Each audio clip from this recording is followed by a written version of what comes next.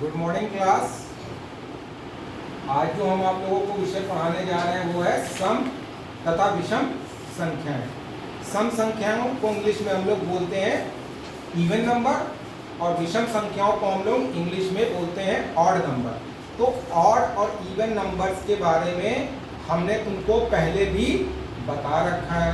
जो पहला वीडियो हमने बनाया था उसमें सम तथा विषम संख्याओं के बारे में हमने बताया था कैसे पता करेंगे कि ये सम संख्या है या विषम संख्या है।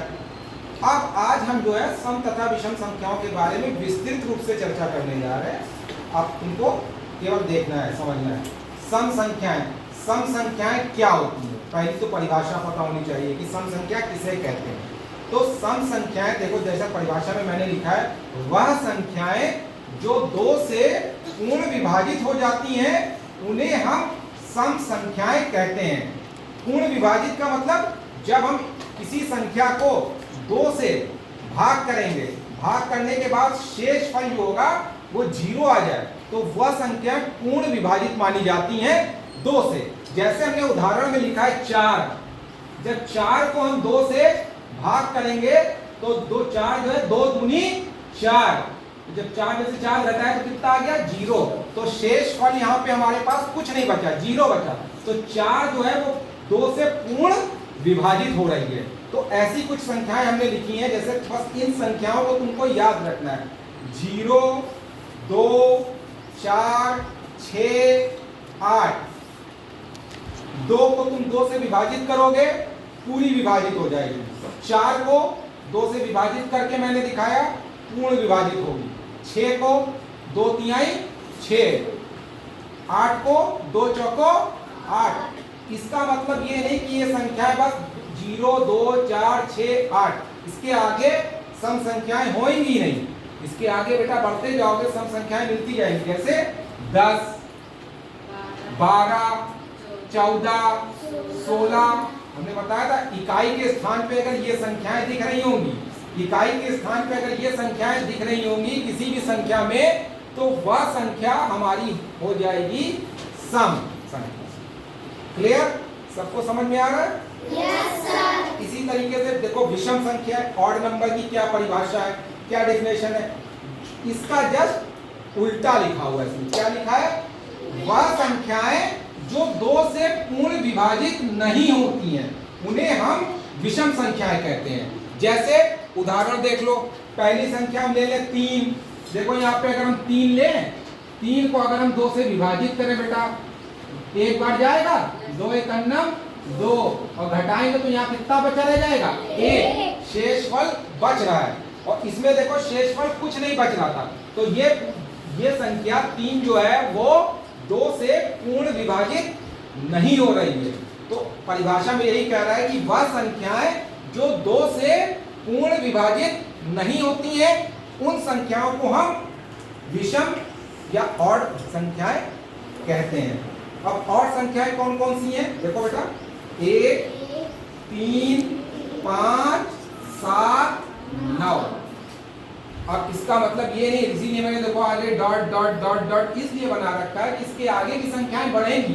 जैसे 1, 3, 5, 7, 9, फिर 11 हो जाएगा, फिर 13 हो जाएगा, फिर 15 हो जाएगा, फिर 17 हो जाएगा, फिर 19 हो जाएगा, फिर 21, फिर 23, फिर 25, फिर 27, फिर 29, फिर 31, फिर 33, फिर 35, फिर 37, शाबाश, फिर 39, फिर 41, फिर 43, फिर 45, फिर 47, फिर 49, ऐसे बढ़ता जाएगा बेटा।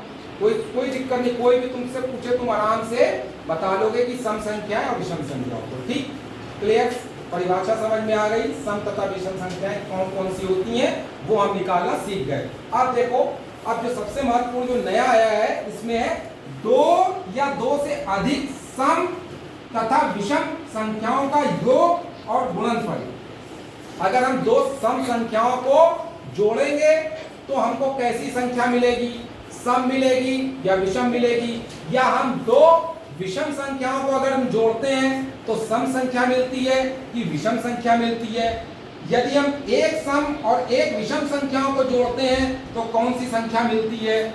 ठीक, ये चीज हम जानेंगे। और साथ में अगर हम दो सम संख्याओं को गुणा करते हैं तो गुणा करने के बाद कौन सी संख्या मिलेगी, सम होगी कि विषम होगी। एक विषम और दूसरी विषम को अगर गुणा करते हैं तो कैसी संख्या प्राप्त होगी, सम की विषम। तीसरा, अगर दो एक सम और एक विषम को गुणा करते हैं तो कौन सी संख्या मिलेगी। इन चीजों के बारे में हम जानते हैं। नंबर एक में क्या है, दो सम संख्याओं को अगर हम जोड़ दें, जब हम दो सम संख्याओं को जोड़ेंगे तो हमेशा सम संख्या मिलेगी। जैसे उदाहरण, एक सम संख्या ली हमने 2 और दूसरी सम संख्या ली 4, दोनों को जोड़ दिया तो देखो कैसी संख्या मिली बेटा, में 6 मिला। तो 6 कैसी संख्या है, सम मिलेगी। तो मतलब जब हम दो सम संख्याओं को जोड़ेंगे आपस में तो हमें हमेशा सम संख्या मिलेगी। दूसरा बी देखो, दो विषम संख्याओं को हम जोड़ रहे हैं, दो विषम संख्याओं को जोड़ रहे हैं तो हमेशा हमें सम संख्या मिल रही है। उदाहरण देखो, एक हमने विषम संख्या ली 3 और दूसरी विषम संख्या ली हमने 5। 3 और 5 को जोड़ोगे तो 8। 8 कैसी संख्या है, सम संख्या है। तो दो विषम संख्याओं को जोड़ने पे हमेशा हमें सम संख्या मिलती है। तीसरा देखो सी नंबर का, एक सम ले लो एक विषम ले लो। एक सम और एक विषम को हमेशा जोड़ने पे हमेशा विषम मिलेगी। उदाहरण, एक देखो हमने लिया सम, कौन सी संख्या ली 6 और विषम कौन सी ले ली 1। 6 और 1 जोड़ा 7। 7 कैसी संख्या है बताओ, विषम संख्या है। Very good. ठीक, अब हम आते हैं गुणनखंड। जब दो संख्याओं को गुणा करेंगे, दो सम संख्याओं को गुणा करते हैं। देखो, एक सम संख्या ली हमने 2 और दूसरी सम संख्या ली हमने 4। 2 गुणे 4 8। 8 कैसी संख्या है, सम। शाबाश। अब देखो, हमने लिया एक विषम और दूसरी विषम, दोनों को गुणा करा तो हमेशा कैसी संख्या मिल रही है, उदाहरण देखो बेटा, एक विषम दूसरी विषम, 3 गुणे 7 21। 21 कैसी संख्या बेटा, विषम। शाबाश। अब देखो, हमने फिर एक सम संख्या ली और उसमें गुणा कर दिया एक विषम संख्या से, तो विषम और सम का हमेशा गुणा करने पे कैसी संख्या मिलती है, सम। उदाहरण देखो, एक 4 कैसी संख्या है बताओ आप लोग, सम। Very good. और 5 कैसी संख्या है, विषम। देखो, सम और विषम, 4 गुणे 5, सम और विषम का गुणा हो रहा है तो क्या उत्तर है, 4 गुणे 5 से 20। 20 कैसी संख्या है बेटा, सम।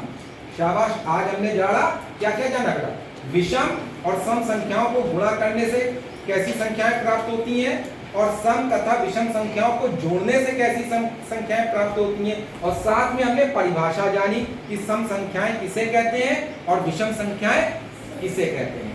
तो मेरे को है तुम लोग को सब कायदे से ये समझ में आ गया होगा। अब इसके एक्सरसाइज हम लोग करेंगे नेक्स्ट उसमें। ठीक, थैंक यू।